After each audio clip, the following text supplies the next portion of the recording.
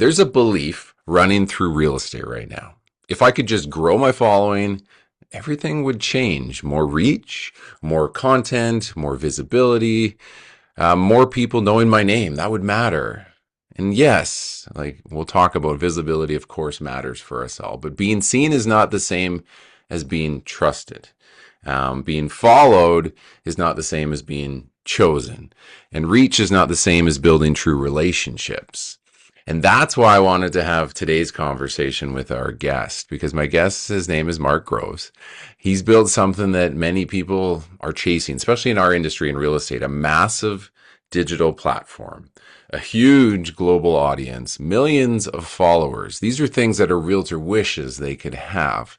But what makes Mark's perspective so important is that he's also willing to question all of it. And I've watched and listened to his journey. So what does this digital reach in this digital world even give us? What does it cost us? And in business like real estate, when trust, I believe, still is everything, are we becoming more connected, or are we just being more visible? So maybe the future doesn't belong to the most automated agent. Maybe it belongs to the most human one. And I know Mark likes to speak to this. So my guest is Mark Groves. Mark is a human connection specialist. He's a speaker. He's an author. I've got his book right here, Liberated Love. He's a podcast host, and he's the founder of something he calls Create the Love, as well as a few other things, which I'm sure I've missed. Where I've noticed your work, it helps people understand relationships, communication, emotional patterns that we go through, and what it takes to create deeper, more honest human connections, I think. So his podcast is called the Mark Groves Podcast. All right. I already talked to you about the Liberated Love, which you co-wrote, right? Co-wrote with Kylie Macbeth, right? And that's Yeah, your wife, my isn't wife. it? Yeah. Yeah. And you built a global audience with over 1 million followers. So what I wanted to do is have Mark on this to talk on the Rome podcast, is not just because he understands relationships, that would be an easy topic, but because he understands this tension in our time, right? Hmm. This tension we're going through. So he's used these platforms to build reach. He's also been open about questioning it and the cost of these digital connections. And I think for us in real estate who are spinning our wheels so often, this conversation matters. So, Mark, welcome to the Rome podcast, Realtors on a Mission. And hopefully I didn't miss too much, but what did I miss? I mean, I think you nailed it, man.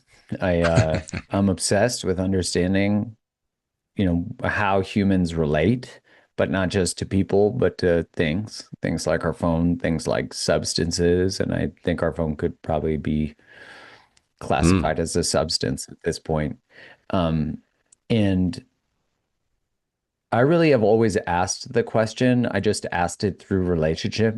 How does a human step into their highest potential?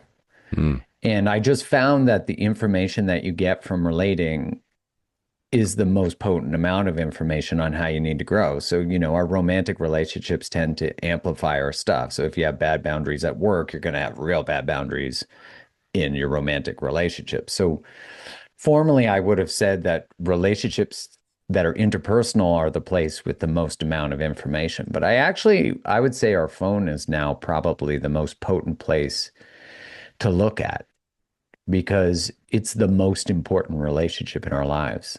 And it's deeply impacting the most actual important relationships in our lives. So we're trading superficial connection, and we're also operating on a device when you have social media, the sole design of social media is to exploit a biological process in your brain. So there's no other industry that is just constantly trying to refine how to extract and exploit your dopamine system.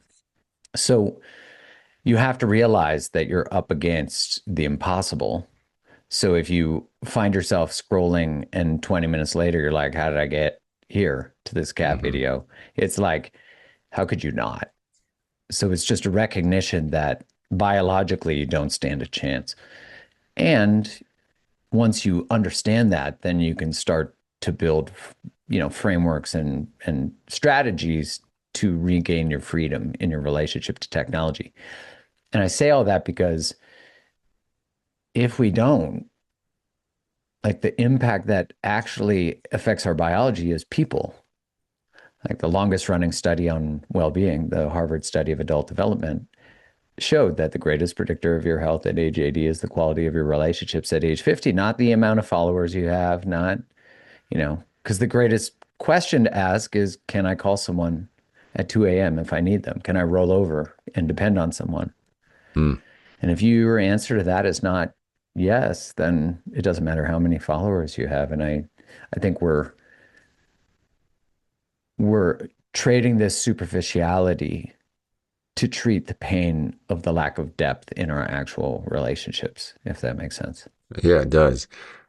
How are you finding we're able to counteract that? So you're probably a lot of the heart to the messaging that as I see on your social platforms. And when you were down in where was it in the U.S. with the group from the gathering, and you guys Mhm. were doing a kind of a connection type thing. And what is the counterpunch to this right now, right?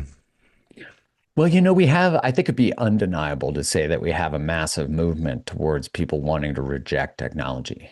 Right, Saying analog, bring back the 90s. Like the most popular post I've ever posted is that millennial urge to delete your entire internet presence right, and get a Discman and a Walkman and a digital camera or something. No one wants a fax machine. That's funny. But I'm like, right. so there's a thing that we're wanting to unplug so that we know that they've exploited and extracted so much of our attention. Like we're essentially being mined. That's how you have to think about it. Because when you look at your social media and it's no longer by choice, it's just automated and you're getting dopamine, you're getting novelty. And it knows how the algorithm is so good that it knows how to give you exactly what you like is slightly different. And Right, that's what creates more novelty. So you get more dopamine. So you were never meant to get dopamine so quick and so fast. Because if you get up in the morning and you don't check your phone and you make your bed, you get dopamine, but you're earning it. You don't have to right. do anything to earn it on your phone. You just have to open it. You just have to give access to it. So I start to think about what is the cost to our consciousness when we're just letting any imagery into our brain? And the counter punch to this is one getting angry that literally you're being monetized. Like when you Right. watch and an ad is being shown to you, your attention is being turned into dollars. So you have to get angry that the system itself, social media, is designed to do that to you. And so the anger allows you to draw a boundary around what you truly desire. Hmm. So, and the reason that's important is in AI is really the sea of average, right? Like a language learning model has consumed, let's say, most things. Right. And then what it writes is the average of most things. Hmm. So it's not exceptional and it's not brutal. If you're bad at something like copywriting, it's better than what you can do. But the problem is that it's not exceptional. And I think anyone who's listening to your podcast probably desires to be exceptional. And so exceptionalism comes from maybe using it as a tool, but there are people who are dating AI now, Right. which you can't actually do, but you can do it. But you know that they're not a human being. So at the end of the day, where social media works on your dopamine reward system, if you start to relate and give a name to your AI and get into a personal relationship, it starts to work on your attachment system. And so we just have to recognize that you are a biological being, a mammal who is prone to susceptibilities that they're aware of, the people who build these things, and they're exploiting those, you could say, like doorways in the code, Right. right? From a metaphor of a computer. So you just have to recognize that the door exists, and then how do you actually create a block to that? So just by doing little things in your life, like not looking at your phone for the first 30 minutes of the day that'll be a massive change. Not having Right. a phone in your bedroom. Those two things alone, if people just did that, they would experience a huge change. But there's so Sure. much biological cost that everyone's feeling, the autoimmune, the metabolic dysfunction, the impact of blue light on sleep. So I just look at it and I'm like, okay, well, you have the most powerful device in human history by far, right? Like, not even a question. And this can be the weapon of you becoming the best realtor on the planet or in your market, Sure. or it can be the thing that allows you to be average but consumes you. And that's a very thin line, just like the thin line between a superhero and a supervillain. They're very thin. When you think when you think of somebody in the business to scale their relationships, to meet more people, to drive more folks into their web, right? Realtors, anybody, right? Um, and then you know that that is the status quo in the world.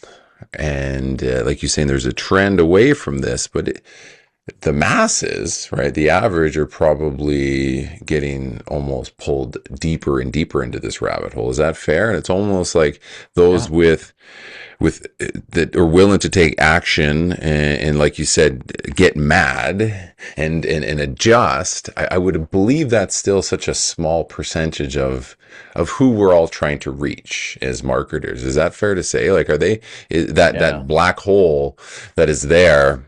Is probably still getting louder, but then there's like small segment of folks that are able to kind of like get out of the matrix for a minute. Is that, are you sensing that? Yeah, I think there's a misconception that if you and I talk about the toxic potential of technology, then the answer is to get rid of technology, Right. right? Just like when I felt like I lost myself and my mental health in relationship to social media, the immediate healthy thing is to push away the thing that's made me sick. Sure. But can I come back into a relationship with it on my terms and use it for the positive potential that it has? Because, for people listening or watching, it's like there's some ingenious real estate videos of houses that have gone completely viral. Sure. Or, people being funny and they're getting very creative and they're probably selling more houses. So and that being able to resource gives you resources, allows you to resource for a family. These are all really important things. So to be to Sure. someone like get rid of technology and become a better real estate agent. And it's like, well, keep technology and become an even better real estate agent. But could someone be really successful in your field and be boots on the ground? Sure. Sure. But if you can have a healthy relationship to technology, could you do even better and have more impact? Sure. For sure. I think where it starts to get like the sea of average is when people use something like ChatGPT to write their copy or their scripts. Because then Yeah. they're like, this isn't a house, it's a home. And it's like, it's more of that ChatGPT bullshit, you know? Sure. Sure. Tell me about your journey. So you're at 1.1 million followers. You have a huge podcast. How you've been running for a while. You've been an author. You've been a speaker, and you had these moments where, like you said, when I go back through your history, that many of my audience may not know your world, where you did say enough is enough in a sense. Is that right? Where you kind of had Yeah. a breakdown to breakthrough moment. Can you explain that a little bit? And again, now and then with to wrapping it up with how you've refound yourself in this. And the reason I ask for this is every single agent right now is being challenged and being told it's social, it's digital, and they're freaking out and they're spending time, spending energy, doom scrolling, and a lot of fluff and nothing is coming out. And it's I'm calling it the death of the realtor Mm. because it's just they just and then they're forgetting the relationships that they built to get where they are, and they're just going social digital, and it's becoming such a mess. I'm seeing more people die out than will ever win because of it. Does that make sense? Yeah. I mean, there's a misconception that to be more connected is to be more productive. And that's been a Right. lie that's been perpetuated throughout. I remember the first time I got a BlackBerry. And it was like, sweet, more convenience. And Mm-mm. I was like all for it, but then I was getting all my work emails to my phone. Before, I used to have to go on a little internet VPN. And now all of a Sure. sudden they're following me everywhere. And I'm thinking it's great that I can handle things all the time. But in reality, it's teaching the company that I worked for that I don't have a life. They can be with me whenever they desire. There's no boundaries. Right. So there's a misconception that connectivity is productivity. But the research is pretty clear that's not true. So the average employee gets about a distraction every 2 minutes, some sort of notification. So the distraction is not necessarily the problem, but in some research on Microsoft Teams, they get up to 275 notifications a day. So it's not that you go write that text that's the issue, right? I'll just take 15 seconds and do the thing. It's that in other research, it takes about 23 minutes to get back into deep focus. So Mm. you're not doing actually good work when you're working. You're in scattered attention. And so productivity costs companies about 15 times more than sick days. So if you're a realtor, you're an entrepreneur probably who works for a brokerage. So your distractions are costing you an insane amount of money. Because you think about, I don't know if you've read the book 10x is easier than 2x. Yeah. Yeah, great book. And the premise of his argument is like the things that you think will grow your business 2 times, it's the wrong question because you'll just do more of what you already do. But the thing that will grow your business 10 times requires a radical change to every how you do everything. And so I look at the coaching world much like the realtor world. And what I mean by that is when shit is hot, anyone can be an average realtor. Right. Yep. Anyone could be an average coach. But when the real estate market's down and when the economy is not good, coaching is also hit, assuming you're not doing executive coaching. But it's like both of those follow the economy, Yeah. right? So the person who became a realtor because the market was hot and they could sell things just because they maybe got listings, which is, of course, a skill set. Sure. When the market is tight, they don't survive. Yeah. Is that fair to say? 100%. Yeah. You just end up with like, it's like the tide is washed away and you're naked, right? You're just like, oh, Right. right. Yeah. And then it's like, well, what separates the people who get washed away from the people who are standing there naked and then they're like, let's go. Hmm.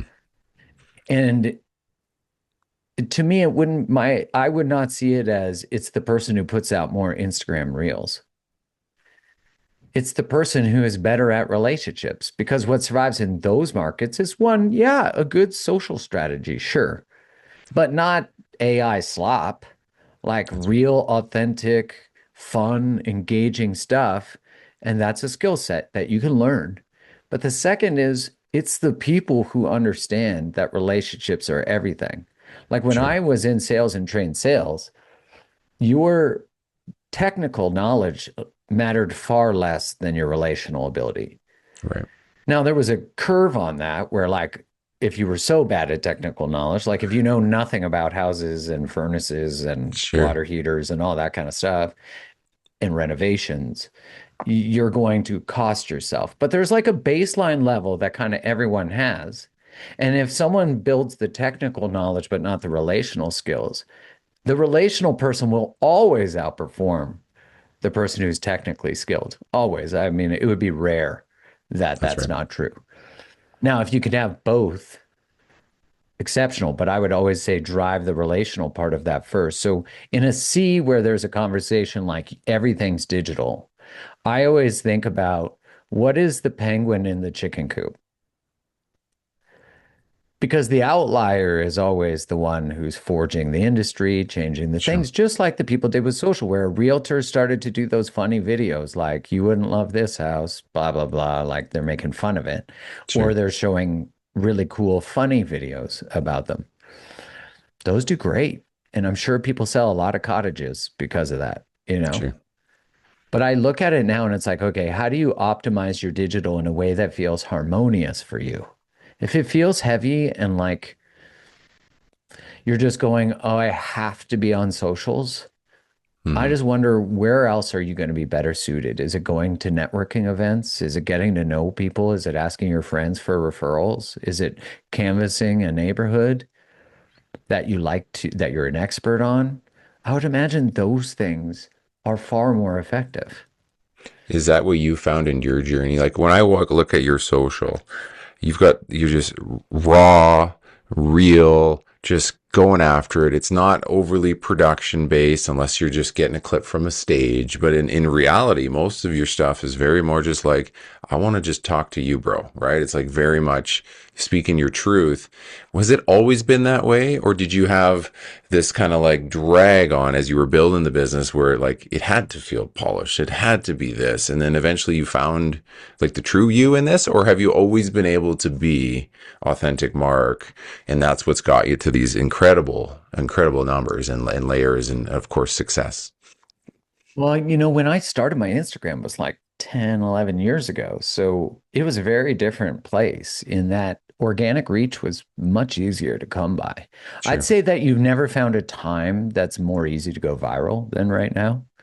So like someone with 5,000 followers almost has the same potential to go viral as someone with a million.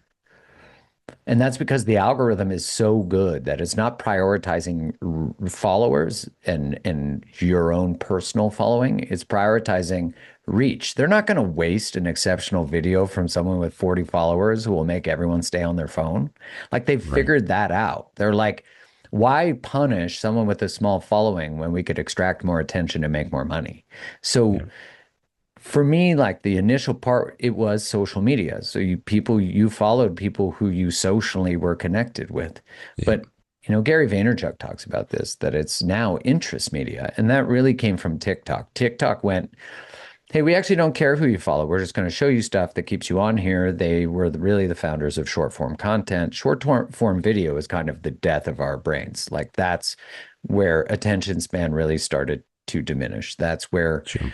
novelty really it's starting to really, it's continuing to extract so much. So now what's happening is Instagram, for example, I could put out a video that gets 12,000 views and I could put out a video the next day that gets 2 million. And there's some predictive nature, but not that much.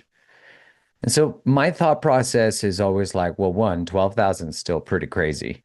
Yeah. And the quality of the view is much different now. Like if you know people who operate on like what are the conversion rates across different platforms, Instagram's is pretty low. Like the buying quality is just not Of the high. The view. conversion rate's a lot lower compared to somewhere like YouTube. So the way that I just always, or I wouldn't say always, but what I've always navigated has been how do I be honest and be myself while also recognizing that there is an algorithm that's determining if my work is valuable. So how Right. do I appeal to the algorithm but not dance for the algorithm? It makes me think a lot of Rick Rubin's work Yeah. Right. where he says like a lot of the movies that are made these days just aren't great. And he's like, because they're trying to make movies that people will like.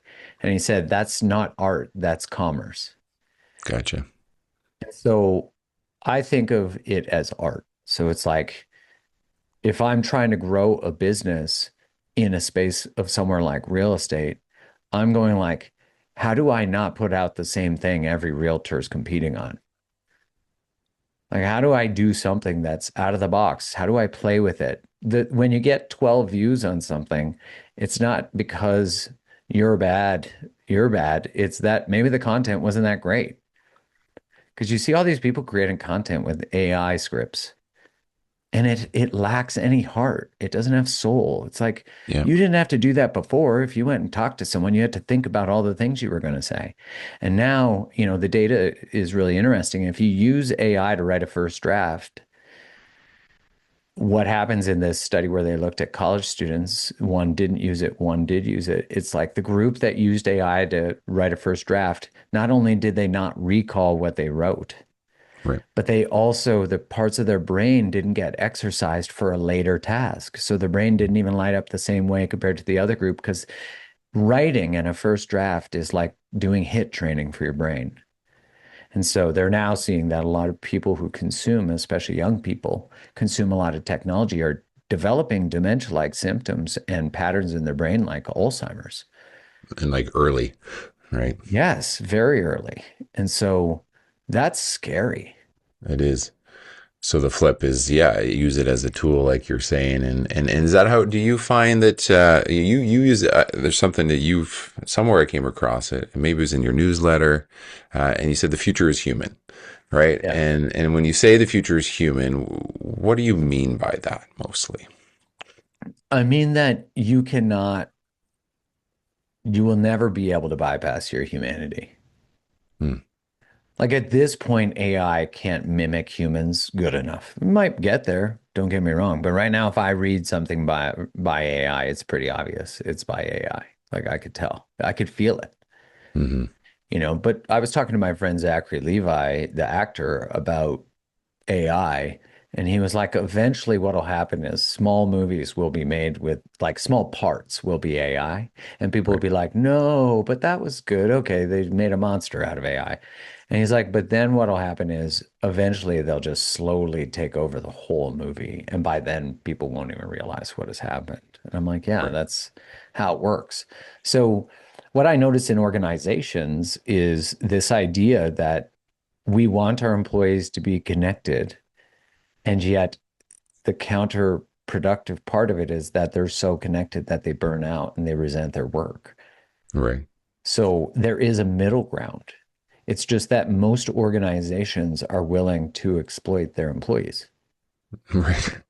Yeah, and is that really going to change? Probably not, right? We have to change, probably, right? Exactly, because they're just making more money from more access. If they know that it costs them more money, then they will actually make active change. Like I'm lucky enough to have spoken at some really beautiful organizations that are like, we want our employees to be connected, but we want them to be connected to themselves first. Amazing. Is So it's like, that a how do we big do both? And gotcha? Is you that could do both. is that where you're spending most of your energy right now? Is inside corporate world and Yeah. trying to bridge this future and human self? Is that where you're spending? And are you feeling like that there's more and more of that request coming because they're seeing these disconnects, these problems, and that must, and if the answer is yes, that's probably a bit inspiring in a sense that it's there's some people on the lookout to fight against this machine in a sense. Well, I think when a company is share held, then its motivation is profit. Yeah, So, it's sort of like the underlying mechanism of the machine, which is neither good nor bad. It just is. right, So then the reason they're usually moving towards it is because of a productivity costs related. Like they know if they don't, their employees will burn out. They are losing employees due to burnout. That's common. Like the average CMO, I think turnover rate is much less than everyone else in the C-suite. So that tells you that there's something going on in the space of marketing. Also, you have all these people afraid that their jobs are going to be gone. So, companies want to send a message to their employees like we value humans. Like gotcha, AI, we're not going to let it take over unless it makes your job less costly, and then we definitely will, because that's the truth, sure. because they're ultimately saying, will cutting this cost generate more profit for our shareholders? Yeah, they're going to do that. The problem is eventually let's go down the path of where does that eventually go? Let's say everyone gets on universal basic income. Companies need people to make money to pay for the stuff that the companies sell. So at some point, there's a rate limiting Right. symbiotic relationship that there needs to be the honoring of the income with the honoring of the commerce. You know what I'm saying? Yeah, so that has to work. It can't go so far down one path, right? Well, yeah, and maybe it brings down the cost of goods so much, but I always think that universal basic income is such a slippery slope because you don't have sovereignty then. Like you have Right. no sovereignty. You must then comply with everything and anything, you know. And how do you then price homes? How do you then price things? And I Yeah, think about the magic of a home. I'm not willing to my home is amazing. I couldn't imagine being on a universal basic income and then all of us being put into like apartment buildings. You know what I mean? right. That's right. Or our values are cut in half, and we're like, "Oh my God, I worked my whole life for this," right? Totally. Totally. And where do all these, it's like AI can never replace a realtor. It can replace aspects of the industry, Sure. like maybe appraisals or things like that. Maybe they already use AI for that. I would imagine you would know better than I would. But I'm like, nothing can beat, it will never be able to do relationships. It can't. And so knowing that becomes so exceptional at that that you're irreplaceable anyways. And on the way, you might as well become the best in the industry.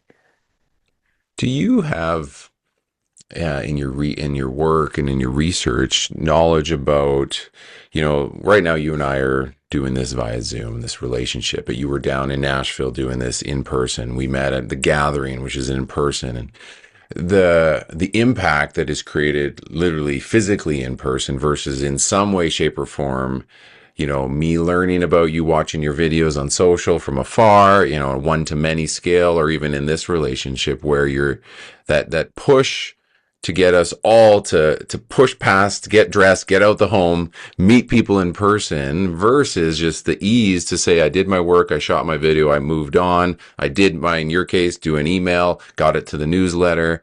The impact for which our work can transcend, you know what I mean? Can like the longevity of it, where it's just so easy to make the post and move on and think that you've done a job today, but you really aren't making any level of impact versus that in person. You know what I mean? Yeah. Yeah, and that's why it's not a tech bad in-person good. Okay. Because, I met my wife on Instagram. We have a son together. I built a really cool business. I've got to follow my dreams. Yeah. I gotta be the first to say, wow, thank you, technology. Whoa. Right. Before it existed, my life actually doesn't exist. So that's pretty powerful. And so that's why I said earlier, it's like, how do you hold the sacred tension that this thing holds, or these devices hold the possibility of FaceTiming someone you love, from across the world, or having this Zoom conversation, which will then be disseminated by technology? How do you Mm-hmm. hold the beauty in that with also the shadow that what you consume can consume you very quickly? Right. And so my whole purpose is just bringing light to that. Right. It's like, how do you decide your relationship to technology so it doesn't decide your relationship to it? Because if it decides, you're screwed. So, Yeah. and I've experienced that. So it's more, look, whenever you don't have a choice about picking something up. So if checking your phone is an automated thing, or you go on your phone to check an email and all of a sudden you're on Instagram, like I've done that. Yeah. That means that there's an automated process built into your psyche that you're not in control of. Right. So you have to remember that wherever you give up consent, you give away power. So the phone really represents where you don't have it everywhere. So if you can't say yes or no to your phone, you can't say yes or no to anything that's trying to exploit or take advantage of you. Mm. And that's how I see it, is like, you have a hard time saying no to people because you don't want to hurt their feelings. Well, get ready, because your phone is going to exploit that times a zillion. That's a actually powerful little moment, just like that you really see yourself as like this like calling to shine a light on it. And when we all have awareness, more often, more likely, we have that ability to choose, right? But Right. if we don't ever surface it, it's kind of like before you know it, you've ate too many calories, and 1 year later, you've gained 20 pounds, and like it's just like creeps up on you. But if what you're saying is we can flip the script, we can shine some light on this and make those conscious decisions, and it's those little things will compound, and you'll take back control. Is that right? Yeah, and it's interesting because any form of addiction, I mean, first off, the greatest predictor of addiction is proximity. So you're more likely to do drugs if you live in an area where there's a drug dealer on the corner, right? Sure. And so if your phone is by you, you're more likely to be addicted. If your apps are available on there, you're more likely to be addicted. So when someone says to me, I'll just stop using it, I'm like, it doesn't work that way, because we want to actually remove the ability sometime, because it's not about never being distracted, because that's impossible. It's about having choice about what you do with distraction. So I Right. might get the text, but I stay in deep work, or I put my computer on do not disturb. And then I set time that's intentional. And so it's like that whenever there's an addiction, there's a lack of consent, perceivably. And what I mean by that is, someone intellectually can go, okay, well, I'm addicted to heroin. I should just stop doing heroin. Well, that hasn't worked, right? I'm addicted to fentanyl. I'll just stop doing fentanyl. We know that that doesn't work almost always.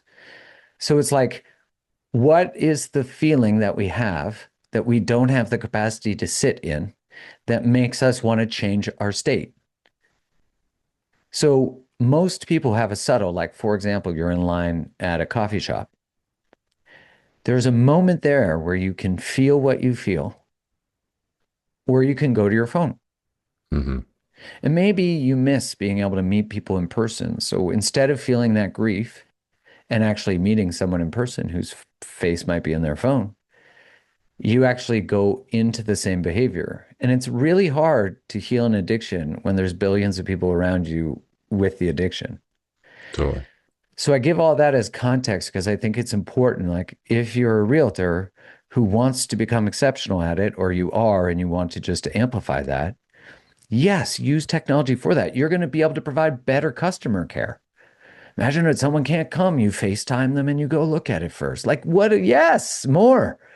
Uh, People can't find out about you if you don't tell them about you. So, yeah, do social content. But there's that one guy that's blown up, the angry mortgage broker, I think his name is, something like that. He's on YouTube. Okay. And he's just like savage about the industry, about the government. And he's just doing it completely different. Right. Yeah. And I would say this is probably some sort of karmic path of his, but he's just like zero F's, Yeah. Yeah. but he's differentiated himself, Sure. you know? Does that Yeah, you answer couldn't your tell to question? me that he's filtering himself and, performing in a sense. Like you could tell it's his real authentic, Well F-bomb style produced. stuff. Yeah. It's well produced. It's like got a little disdain for the government, which, that hooks people. Yeah. And Who doesn't, right? Yeah. yeah, and it's got a little like this industry can be a little screwed up, and the banks are effed, how the banks work and approvals work and government subsidies, etc. But what he's done is he's done the thing where he's playing the game strategically. His production's good. Yeah. Now, do I think you have to have production? Don't let that be the what gets in the way of creating. What about just like putting a headphone in and putting your phone on 4K on a selfie cam and just starting to talk about the industry?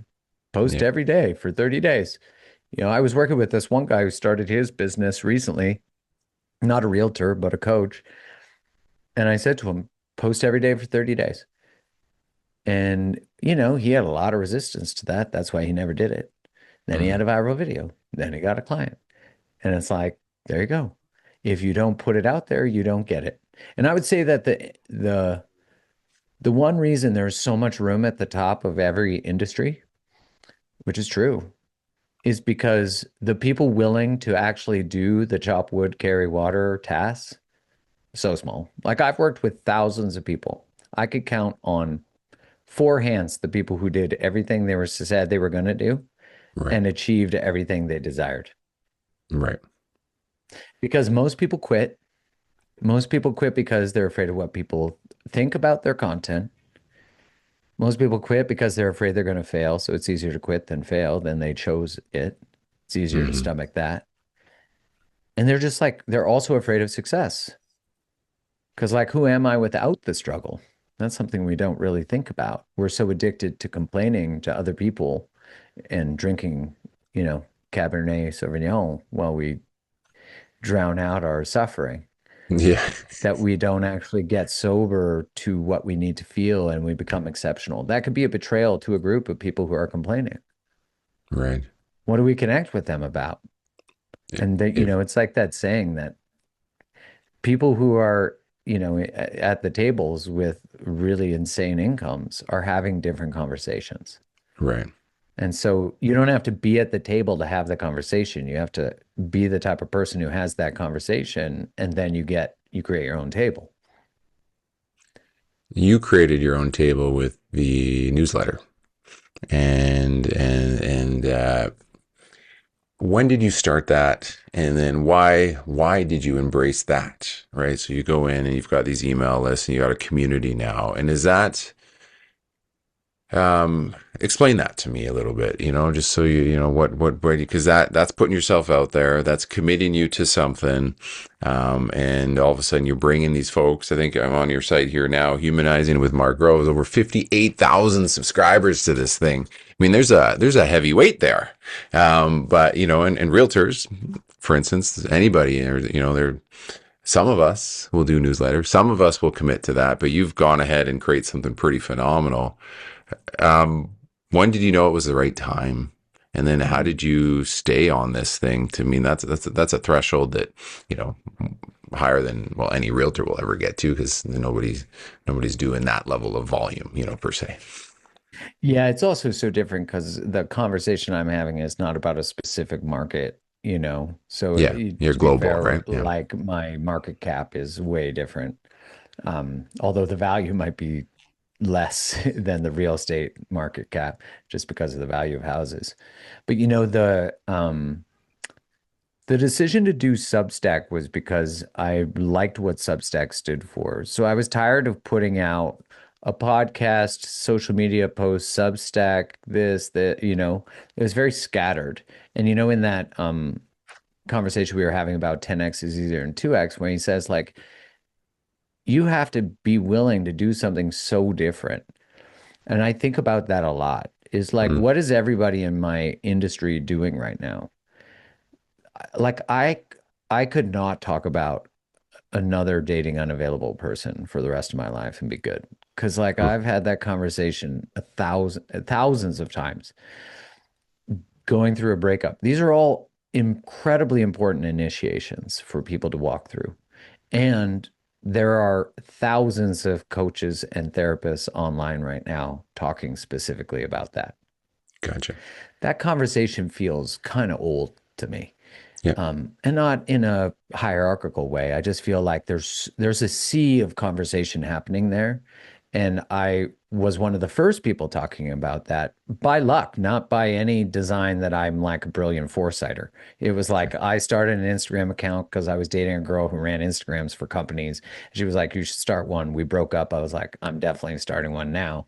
And right, so I used a breakup to transform my life. But I could never predicted any of that. I was just I showed up and was in the right place to show up. And I was consistent. I was more consistent than most people in the field. Right. And when I chose to do Substack, it was because I really saw this longing for long form content, Mm, like to actually sit down with a book, to sit down. And I think I've only had one troll ever on Substack. crazy. I could post right now and probably get one on Instagram, especially with the right poking sort of post. And so I just feel like it's a much healthier place. It's more mature conversations. The ability to grow on there right now is actually really good. So I uploaded my whole newsletter list there, and Okay. then I created like a I forget what I call it on there, but like a paying subscribers section. And they Yep. just get more posts. They get more stuff. And I did a book club with them that just closed yesterday. And we met every week for 4 weeks and talked about a book. We reviewed the chapters. So that's amazing because I'm like getting this opportunity because I know that reading books is good for your brain. So I'm like, okay, I'm going to start reading literal books again. And so I'm like, wait, maybe other people want to do this. And Yep. so I put it out to the world. So I started to double down more on YouTube, but then I was like, wait, I'm not really getting any traction here. Is it worth the Yep. energy? I do think if I was to grow a platform, I would create content for YouTube and Substack with the podcast, and I would put out the short form content on Instagram, TikTok if I was interested. Again, this is all up to someone, but I would put the short form Sure. content out on those platforms on YouTube Reels, and then I Yep. would just have longer form things. And do you feel like this Substack world has really helped you kind of form community and more relationships again, more so than just kind of just pushing to the world? Does it feel like it's like digital world and like now that you've done book clubs, that feels more connected instantly than, like you said, the smattering of things you were doing before? Yeah, I mean, historically, you could put out a course, with if you're playing the volume game, which you kind of have to if you have a large following, right? You're going Sure. at the lower cost, higher volume. That's completely gone. Like the course world is decimated. And so that's probably due to the economy, but also information overload. Like I don't need to you could take my breakup course and it would be organized and walk you through 5 weeks, but you could also go to ChatGPT and be like, hey, I like Mark Groves, pretend to be Mark Groves, navigate me through my breakup. Hmm. I mean, for $0.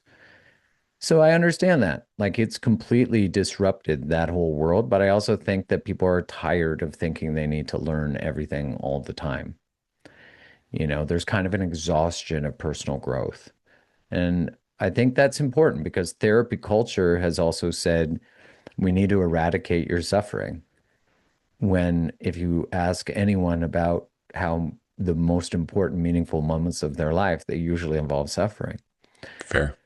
So it's like, how do we give people tools? Because there's nothing wrong. Therapy can be exceptional, of course, and coaching can be exceptional, of course. But how do we not get people addicted to this idea that they're always trying to fix and resolve something within themselves? Hmm. Just like I think if you're creating content, it's not about making perfect content. It's like about, am I showing up and being myself on camera and playing? That's ultimately what people want to see now is they want to feel you. Do And you that takes think there's practice. Yeah, and it's like, well, I mean, in my world, like we're always I feel like realtors kind of put on this cloak instantly, and maybe you're probably seeing that. I just feel like they have to be and look a certain way, right? They gotta Yeah. and act a certain way, and it's like the ones that are winning in the digital world are the ones that are like shedding that skin instantly, and they're just being, whatever it might be, right? They're being who they are. They're not like trying to play the part. Um, are people paying and like or starting to pay a premium for the in-person experience again because of the disconnect, or is it not quite there yet, Mark, you think? Such a good question. I've been kind of playing with this myself. The first thing is that I'm noticing people are willing to pay for like a high ticket one-on-one type of experience. Like the person who pays 15 grand has 15 grand. The person who pays $200 doesn't have $200. Like there's less people with that now. You know what I'm Right. saying? Yep. So Yep. it's like the people who are price sensitive are right now quite sensitive. The people who are less price sensitive and want transformation want it now and they want it custom. They want real. They don't want the ChatGPT version of you. They want you. And so they'll pay for that. So I think I've noticed that that market has kind of like started to take more over. And the coaches or therapists who are not, assuming a therapist does more private, it's like if they're not generating top down content, because there's two types of content. There's content that gets you followers, and there's content that builds relationship. And so we have to decide like, you probably want to do 4 to 5 get followers ones and 2 to 3 to 4 relationship building ones that are Hmm. longer, that not everyone's going to watch. But the people who watch it will be like, oh my God, everything you're saying, I need more of this. Hmm. So I think that when I do in-person stuff, I used to charge $87, 77, somewhere around there. Don't ask me the math of that number. I don't know it. But it was like I used to charge that as an early bird and sell out. And now I charge 47 and it's harder to sell out. You have to put more money behind Yep. the organic reach. If I say, oh, I have an event in Calgary, Yep. it's not going to get to Calgarians. It's going to get to like 800 people or 1,000 instead of 1 million. Right. And even then, if I have a good post go viral, it's not going to get to many of my followers anymore, which is really wild. It will get to a percentage of them, Yep. So that's why we have to see that it's like Instagram essentially punishes you for trying to convert your audience. So you put out this content that it makes money from, and then the moment you try to make money, it punishes you. That's why the way that social media relates to people is very similar to an abusive relationship dynamic. Yeah, And so we have to realize that you are a victim of that dynamic, yes, much like in an abusive relationship, and you're also consenting to it. sure. Now, just to add the nuance to the relational part, because I think it's needed, is that you can be a victim of a dynamic and know that you need to stay in it, right? Because of financial abuse or whatever it is.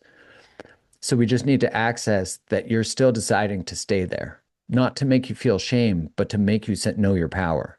So it's the same idea. If you're in any dynamic that exploits you, you Hmm. have to know that you're still choosing it. And so it's accessing like when I left Instagram, I felt like a victim of Instagram. Right, When I came back, I was like, "Oh, you'll try, but I'm not available to it." Oh, damn, I was there. Shit, reorient. right, So yeah, I think like the in-person stuff is phenomenal as to what it does, but I'm not necessarily seeing that there's like an overwhelming amount of people who are like, I'm ready to pay to be there, sure. which is weird because the cultural conversation is everyone wants more of that. You know what I mean? Yeah. And you're right. The world's tight. When you show up to the gathering, it's not cheap. You show up to, Nashville, it's not cheap. I was just out in Vancouver and we were for a workshop day. Every single person in those seats experienced something profound, right? Mhm. It was more than the dollar that they were considering throwing down. It's because of those relationships that it's not what the content is on stage or what the panelist says. It's just how you feel among it all does truly something special, especially because we know we may not know we're craving it, but we're craving it. And when you finally put yourself in those spots, in those seats, it's just this like showering of like experiential emotion. But we don't, you're right. Most people aren't still putting themselves in there. It's much more easy to go back to the phone, scroll away, and like gets caught in that loop, right? Yeah, and the richness that you get of the in-person experience finally puts energetics or like a felt sense to what has felt so absent and superficial on your device. So it kind of just band-aids enough that you don't hurt so much that you need to go find an in-person event. And Right. yet you will get to a place where you do. It'll show up as anxiety, depression, things like that, maybe autoimmune. There's lots of things that could be activated by the feeling of loneliness. But the thing is that the device itself, through the experience of dopamine, treats loneliness for a bit. Right. What's your favorite thing as we near the end here to when you're having these coaching conversations, when you're having a chance to share your truth to folks that are especially business owners, because that's who realtors are, who you speak with, right? And typically that how do we how do we make sure the future is human? Are Mm. there any like tactical things that you think there's just like are must haves? I know you mentioned a few of them already about the simple things about the phone away at the first 30 days. But have you found even in your own world that has been super healthy towards this, or that you've seen, maybe be the simplest little fixes, if we can leave somebody with a few thoughts? Yeah, I think the first one is the thing we talked about, like no phone the first 30 minutes of the day, no phone the last 30. When you do that, you break a Pavlovian loop. Like when I wake up, I check my phone, I get dumped with uh, both cortisol and dopamine. So it's like that the last 30 minutes of the day is really important too, to wear like some sort of blue light glasses to block blue light because that impacts your sleep. When Hmm. you don't bring it in the bathroom or to the dinner table, what happen or the bedroom, what happens is you create spaces to be bored again. That allows the right hemisphere of your brain to come back online, which is where imagination comes from.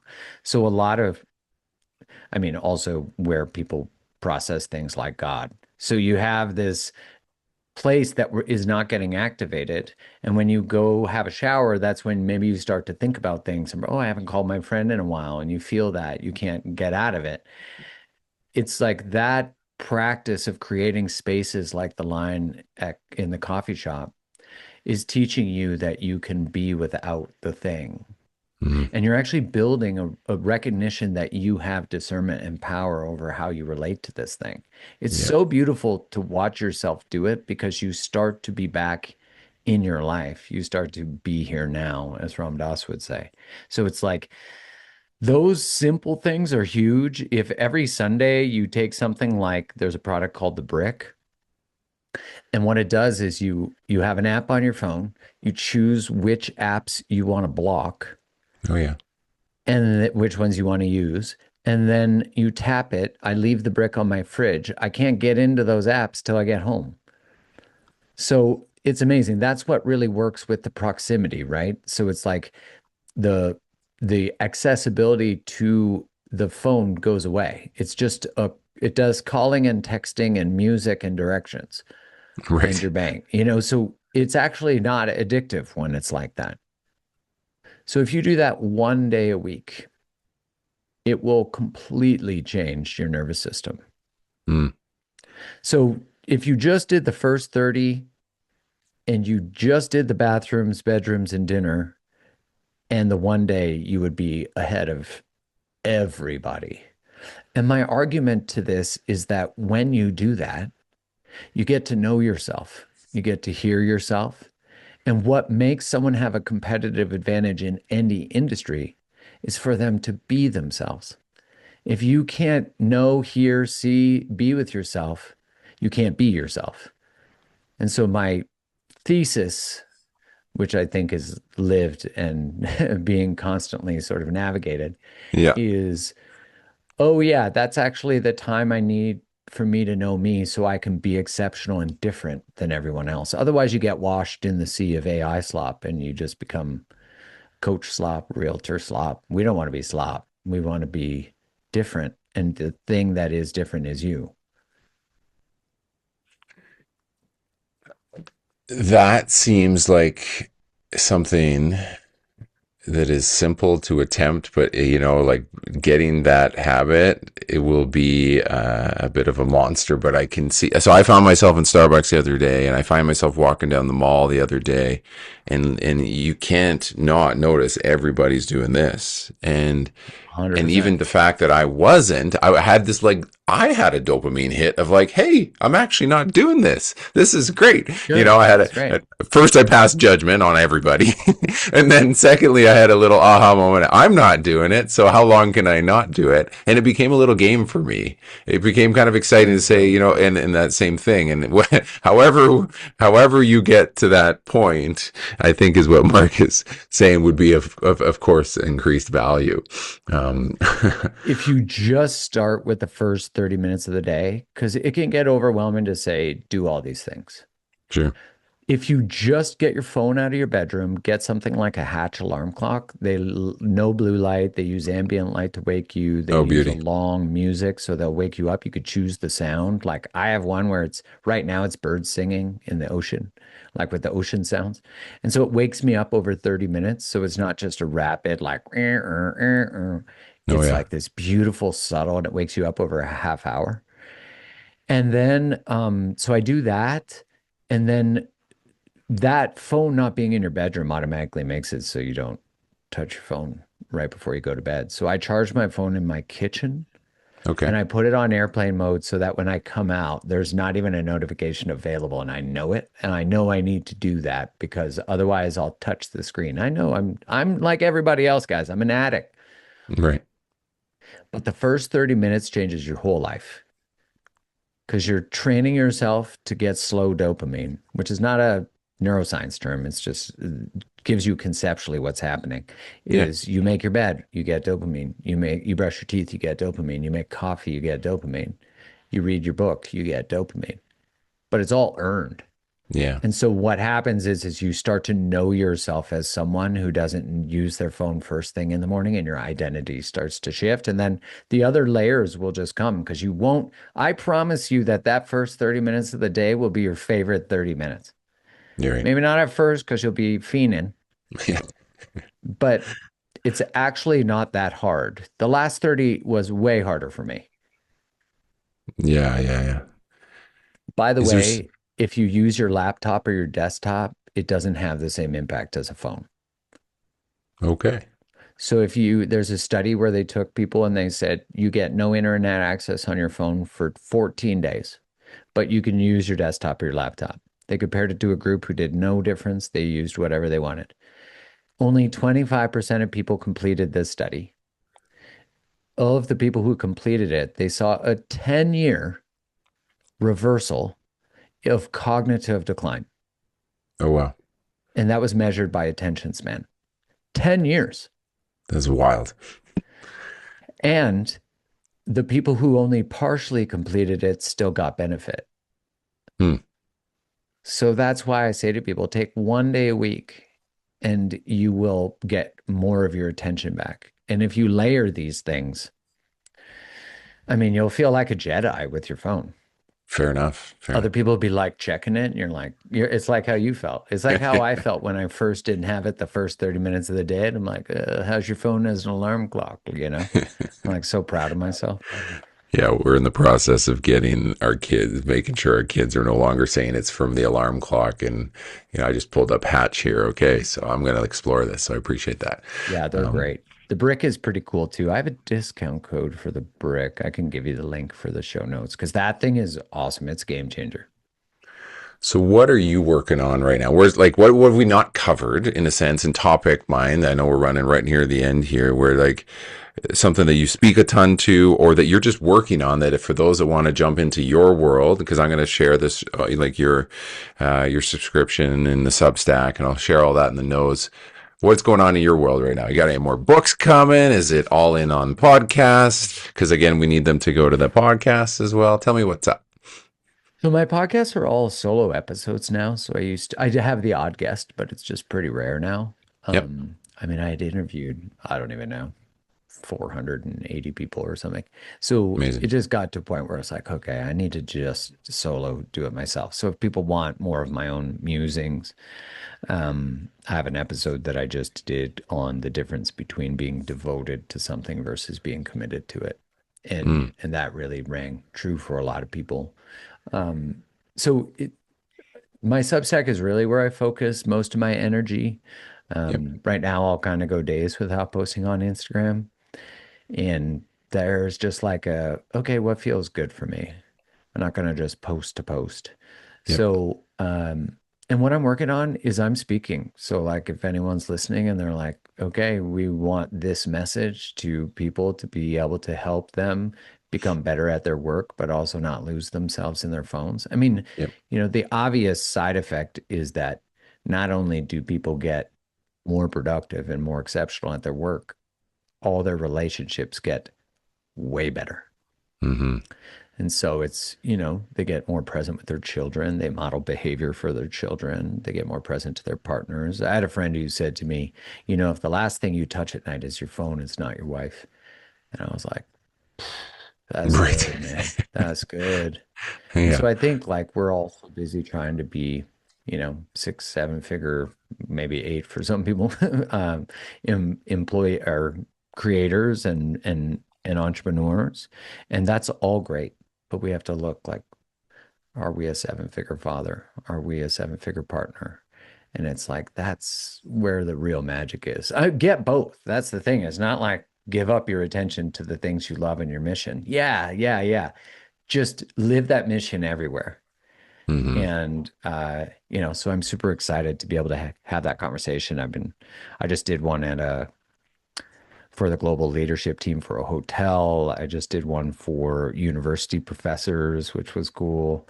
And then just trying to do as many as I can. I have one coming up where I'm doing a sales training that's about relationship and relationship to technology, but actually like how to build rapport and the science of exceptional relating. So yeah, that's the journey I'm going on right now. I'm so excited and it's bringing me alive. So I'm just following that.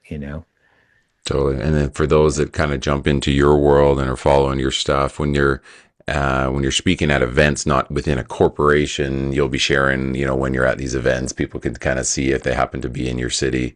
Are you be in their city? Is it fair to say? But I know a lot of this speaking and authors who speak often are built inside of corporate and it's in small rooms rather than the big Oh, stages or like the yeah. gathering, right? So it's kind of a combo, isn't it? Yeah. Yeah, I mean the public events, of course, are so much different because one, you have more of a self-selecting kind of audience, right? Like the type of people who go to the gathering, which is so exceptional. Hmm. Like think of the networking you get at the gathering. Like if you're someone who wants to build network, it's about the best you're gonna get. For Um, sure. yeah, and then the events that I'll do is we're actually in Calgary gonna do a my the person who co-created it with me, her name's Carrie. She called it so it's like going cold plunging and having coffee. Oh, And yeah. so she called it Dip and Drip, which I was like, that title sounds a little like it could also be my OnlyFans account. So we Yeah. gotta be If things so don't go well. yeah, Yeah. we'll see how the branding. Yeah, yeah. All of a sudden I'm create the feet. But yeah, I think I'm really trying to do more of that where it's not expensive, like 15, $20, and your Sure. coffee is there and you get community. So there's not a barrier. That's really just to cover the cost of the coffee and the setting up and etc. And the other thing is the unplugged dinner. So I should be co-creating one in July with the gathering. So we're just trying to finalize the details on that in Calgary. So Oh, that'll be amazing. great. Yeah, so if any of the realtors are in Calgary or want to come, it's like speakers and really just a phone-free, fully immersive, amazing dinner experience, which is so Oh, that's a fun. must. I'm gonna have to make sure I'm there as long Oh, as I'm it's in. so good. I love it. We'll have to do it post Stampede so people have energy. Um, and people are there's no drinking at it, so it's like people won't be interested during the stampede. Amazing. But yeah, Well, man, my thanks for friend, having me. yeah, thank you for being here. Thanks for giving us over an hour of your time, and I really appreciated connecting with you in person. And here we are now digitally, and you're also responsive as well online. So I really appreciate that. I love your message. I hope people got a ton from it, and this has been a pleasure to have you on, Mark. And yeah, I'll make sure I get all those links on our show notes for you. And good luck with all things. And I will hopefully see you at that unplugged thing whenever you guys pull it together. So I I appreciate would you love so that. much. Yeah, same. Right back at you. Thanks for having me, and thanks to everyone for trading time to hear me. That means a lot. Thanks, Darren. Absolutely. Alrighty. You have yourself a great day and till the next one. Sounds good.